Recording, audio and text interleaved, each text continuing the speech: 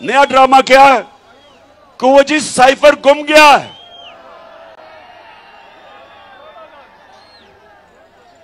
मरियम बीबी, वो साइफर नहीं गुमा।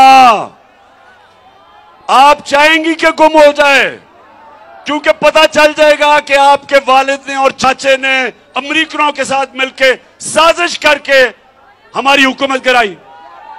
आप चाहेंगी, लेकिन अगर आप अपने फॉरेन ऑफिस से पूछे तो कॉपी पड़ी हुई है, वहां मास्टर कॉपी फॉरेन ऑफिस में है।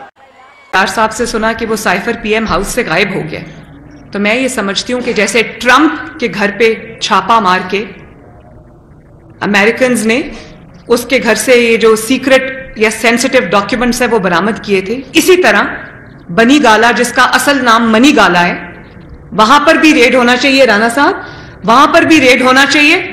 वहां से आपको पता चलेगा कि वो साइफर की कॉपी किधर गई और जो असल मिनट्स थे वो क्या थे, असल खत था वो क्या था, असल कम्युनिके था वो क्या था, और उसको टैंपर करके क्या बना दिया, तभी जेब में डाल के वो खत ले गए।